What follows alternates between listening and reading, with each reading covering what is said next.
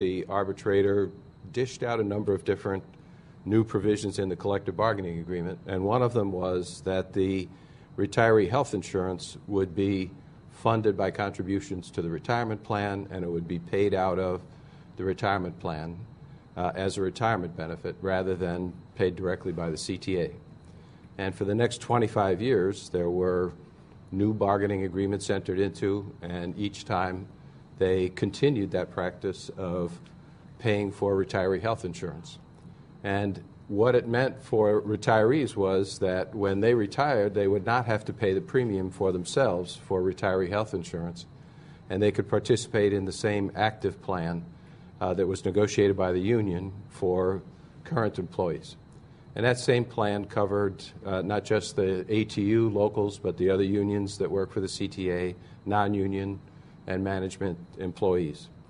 And over the years, the CTA pension plan, which covered the annuities and the retiree health insurance, was being underfunded, and the level of funding got so low that it was considered a crisis, and there was a transit funding bill that needed to be passed to provide for funding for the pensions and the retiree health insurance. And the legislature demanded that there be an agreement between the union and the CTA before they passed legislation for transit funding. And supposedly the union and the CTA couldn't reach an agreement, the two unions, so they went to binding arbitration before an arbitrator. And the arbitrator came out with something that to me looks like it was a negotiated deal rather than a straight arbitration, because it was very complicated. It was a provision that required legislation be passed, that municipal bonds be sold to fund both the annuities and the retiree health insurance. One of those bonds was $500 million to be put into a retiree health plan, and this was going to be independent of the annuity plan. They set up two separate funds, one for the monthly pensions and one for retiree health insurance. But the arbitrator, at the request of the parties, I believe, put in there that the retirees would have to pay up to 45% of the cost of retiree health insurance in the aggregate, in the whole. So it wouldn't be that everybody would get a 45% subsidy or have to pay 55%. They could divide it up, and the union recommended that it be done by seniority. So very senior people might be paying very little, and people with less seniority might be paying a much higher amount. So it was part of a transit funding bill, and much of the bill was very good. I mean, they finally put money into the pension plan, and they put money into the retiree health plan. The CTA couldn't reduce that funding in the future because they had to pay the bondholders. They had the debt service to pay. So that was taken out of their hands. But the biggest problem with the legislation was that the union or the arbitrator had taken away a benefit that had been promised to both the active employees and the retirees for 25 years, that they would not have to pay the premium and that they would be eligible for the same level of coverage as was negotiated by the union. And that's the part that ends up in this litigation, because we were approached by both retirees and active employees who were now faced with a loss of what they thought they had earned by putting money into the retirement plan. And for the retirees who had no option of going to work anyplace else and were on a fixed income, it was potentially disastrous. Now, some people got a significant subsidy, but there were people who were really hurt by this. One woman came to us who was beaten up twice and was on disability. She had an $1,100 a month pension, and she told us the premium they were telling us she had to pay was $750 a month, which meant she was not going to have retiree health insurance. In the legislation, they set up a board, and the board was to determine the premiums and to determine the level of coverage. So they took away that protection that was provided by participation in the active employee plan. And in the past, the retirement committee had always been an equal number of employee and employer trustees, and if there was a dispute among them, it could be decided by arbitration, which is typical of collectively bargained plans. That's not what happened here. The arbitrator had recommended that there be an equal number on each side on both of the two funds that were being set up, and that a neutral would be appointed to resolve disputes. What came out of the legislation was quite different. They provided that the RTA would appoint the so-called neutral. So you now had a majority of both boards that were essentially being controlled by employer trustees. And part of the legislation required active employees to contribute at least 3% of their pay into the retiree health plan, and gave the board of the retiree health plan the authority to tax the active employees whatever they wanted to pay for additional retiree health benefits. And the legislation required them each year to take a look at what the benefits cost, how much was being paid in contributions, and either increase the contributions or reduce the benefits if there was an imbalance in the amount of money available and the amount going out to cover retiree health benefits. At one point, we estimated maybe a year ago that the difference for the retirees over the last 5 years could be as much as $80 million in premiums and in benefits not covered by the current plan that would have been covered if they'd been in the active plan. So it's a big deal for the retirees, even those that have a significant subsidy for their premium. They still don't have the same coverage they had as active employees, and they have no protection in the future against reductions in those benefits that might be protected through collective bargaining. So 5 years ago, Jerry and his cohorts argued long and hard with us that we should consider taking this case, which we knew was going to be filled with some legal difficulties. It's going to be politically tough for a judge to go against this transit funding bill and some pieces of it. But they convinced us, and we agreed, that this was a serious deprivation of rights.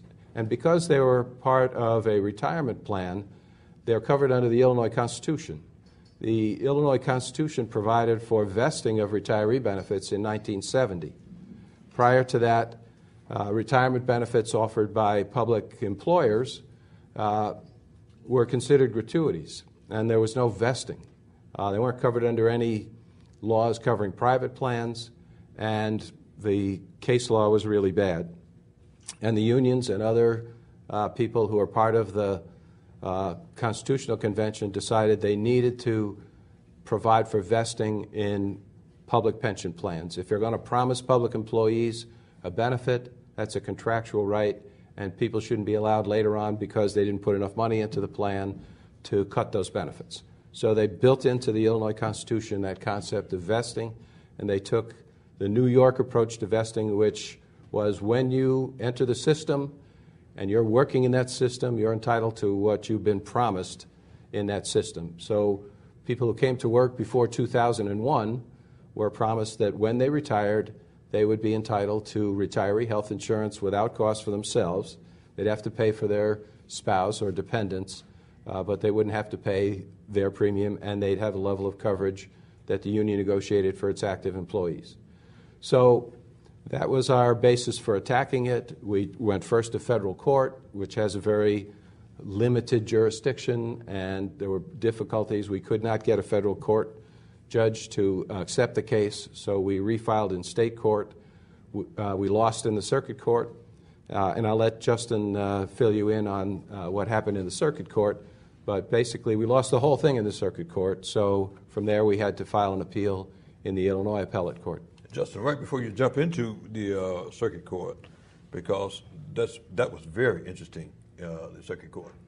But just a couple of things, and you mentioned that, Pete, and I was going to ask a question about it, but you went on to explain it. That's the board that was set up for the healthcare trust, and it was supposed to be equal, and it really wasn't. They appointed a person from the RTA, as you said, who voted almost exclusively with the CTA on all matters. These are the type of things that we were talking about, and we were trying to get people to understand that you don't have a voice anymore. And one other thing that I want to point out, Justin, right before I want you to get into the circuit court, is that when members were putting in 3% of their pay to the pension, contributing, and CTA was contributing 6%. Well, and you correct me if I'm wrong, the benefits then was paid out of the 3% and the 6% that the people were making contributions to, which meant that, in my opinion, that the members were paying 3% of the health care, and CTA was paying 6% of the health care. But when they did the bill, all of a sudden, the union members were paying 100% of the health care. CTA no longer paid any money into the health care, or the plan never paid. Well, that's what the statute provided, but of course the CTA was held responsible for health care benefits by the legislature. They had to put $500 million into the plan, and they had to pay the debt service on that. They're now claiming they never had any obligation to pay for health care, and we're still fighting over that issue because CTA wants out of the case. But they always were paying for it through their contributions to the retirement plan, and they were providing the self-funded health plan that provided for that. And if you look at reports of the state, like the Auditor General for the state had always considered that to be a liability of the CTA. Right. And that's why the legislature included that in the legislation that provided for the funding. So they're really they're playing games with this. They're the ones who promised that they would provide this retiree health coverage to people without cost, and they're the ones that should be held to that promise. And if they were to run out of money in the retiree health plan, which they're way far away from doing, then the CTA should have to step up again. Okay. And we do not want a court decision to end up with exonerating the CTA from having to live up to the promises it made for 25 years. Now, the circuit court. I was I was a little angry when they came down with the decision. But Justin, can you bring us up to date on what happened in circuit court?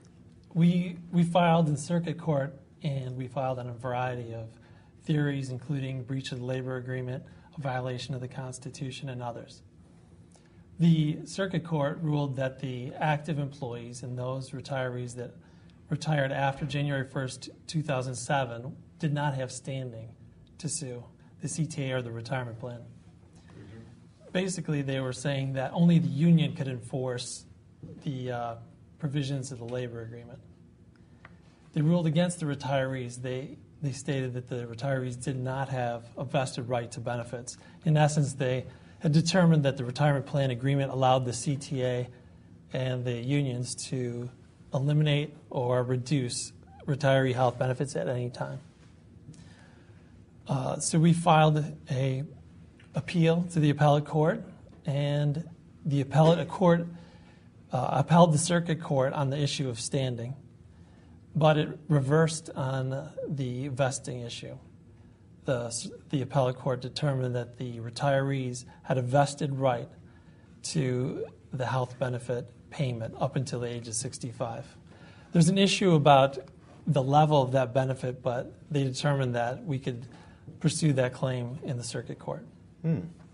Well, and this is what the ruling we just got the last few days. And now, so that people understand, and then we probably have a couple of questions, so that people understand where are we going with the dismissal or the action that the appellate court took as far as the active employees is concerned? Well, we have an opportunity to ask the court to rethink its own decision based upon the ruling that it issued on the retired employees, because what they said was that's a vested right that came out of the contracts that promised them these benefits, and there should be a presumption that it's non-forfeitable, that it's vested. There should not be a presumption, as the circuit court said, that if it's a health benefit, it's not going to be vested. It has to be a monthly annuity to be vested. And